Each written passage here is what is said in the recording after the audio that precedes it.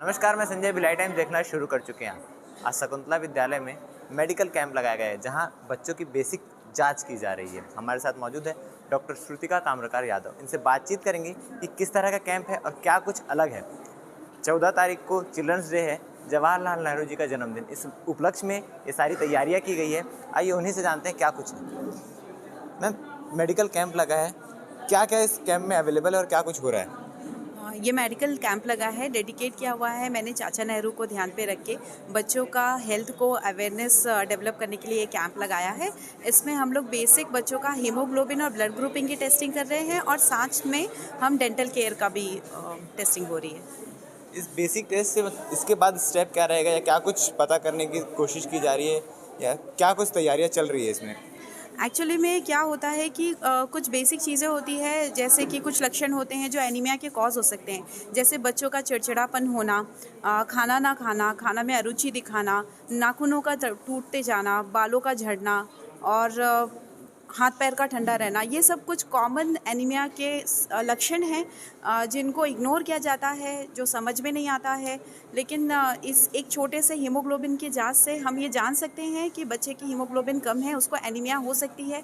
जब हम ये जांच कर लेंगे, इसके बाद हमारा नेक्स्ट टारगेट है कि हम उसके कॉज पे जाएंगे कि वो एनीमिया किस वजह से हो रहा है। उनको रूटीन के खाने पीने में बदलाव करके उनको ठीक किया जा सकता है, या फिर दवाइयों की मदद से भी इसे ठीक किया जा सकता है। RCID द्वारा यहाँ पे कैंप लगाया गया है शकुंतला विद्यालय में। क्या इसके बाद आप लोग का और भी टारगेट है कि और कहीं स्कूल या और कहीं बच्चों को टारगेट किया जाएगा? जी, हमारे और भी स्कूल्स में ये अवेयरनेस प्रोग्राम करने का प्लान है। कुछ प्राइवेट स्कूल्स में, कुछ गवर्नमेंट स्कूल में, कुछ आत्मानंद स्कूल में भी हमारा ये प्लान चल रहा है, ताकि हम ज़्यादा से ज़्यादा बच्चों का के लिए ये अवेयरनेस प्रोग्राम कर सकें, बच्चों में और पेरेंट्स में ये अवेयरनेस डेवलप कर सकें।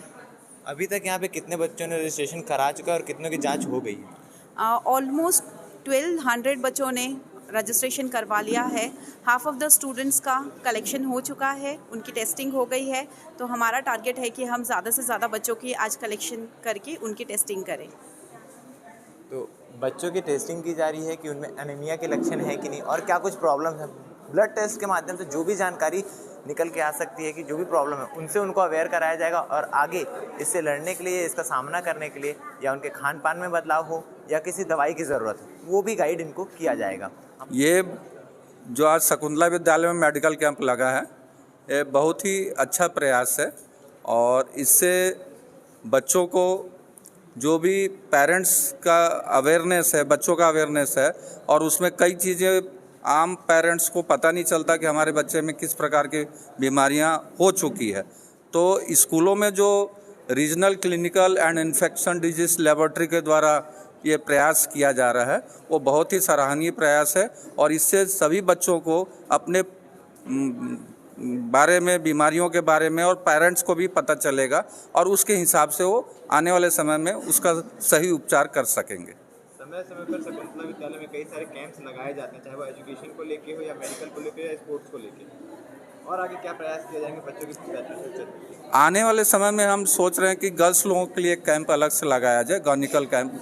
जो गायनी डिपार्टमेंट से अच्छे रेपुटेड डॉक्टर्स हैं, उनके लिए एक प्रयास किया जाएगा। एक ट्रैफिक के अधिकारियों से बातचीत चल रही है, उनके लिए भी हम एक प्रयास कर रहे हैं कि उनके लिए भी एक कैंप लगाया जाए। हमारे साथ डेंटल के भी डॉक्टर मौजूद है, उनसे भी बात करेंगे कि डेंटल चेकअप चल रही है यहाँ पे। ये एक रूटीन चेकअप है, जिसमें जो रूटीन प्रॉब्लम्स हैं, जैसे कि दांतों में दाग है, स्टेन्स है, या कीड़े लगे हैं दांतों में, या कोई माल अलाइनमेंट है, दांत आड़े टेढ़े हैं, तो उन सब का ट्रीटमेंट एक जस्ट चेकअप हो रहा है। मेन ट्रीटमेंट क्लिनिक में ही होगा इनका। तो इस चेकअप के बाद जो भी लक्षण सामने आते हैं, जो भी चीज़ सामने आती है, उसके आगे की ट्रीटमेंट का क्या प्रोसेस होगा, या क्या गाइड कर रहे हैं आप बच्चों को? एक्चुअली यहाँ हम पेशेंट को एजुकेट और मोटिवेट कर रहे हैं मेन, और लाइन अप करेंगे क्लिनिक्स में। यहाँ पे तो पूरा ट्रीटमेंट पॉसिबल नहीं होता है, बट ये एक ओवरऑल चेकअप है, क्योंकि दांत, ओरल कैविटी अगर अपनी क्लीन है तो ओवरऑल हेल्थ भी आपका अच्छा है। मेन यही है, कनेक्शन होता है डायरेक्टली। बच्चों में देखा जाता है चॉकलेट्स को लेकर सारी समस्याओं का जड़ माना जाता है चॉकलेट खाने से सारी समस्याएं होती है। तो उसको आप किस नज़रिए से देख रहे हैं, और उसको किस तरीके से अवॉइड किया जा सकता है? चॉकलेट्स तो अवॉइड नहीं किए जा सकते हैं। बस ये है कि आप टाइमली ब्रश करें, दिन में 2 बार, 6 महीने में डेंटिस्ट को विजिट करते रहें, अपने जो भी डेंटिस्ट है आपका। और शुगरली स्नैक्स अवॉइड ही करना है, बेटर है अवॉइड करें तो।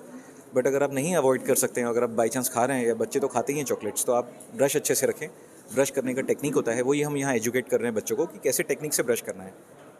हर 2 महीने में 3 महीने में ब्रश को चेंज करें और बस यही है, 6 महीने में चेकअप करवाते रहें।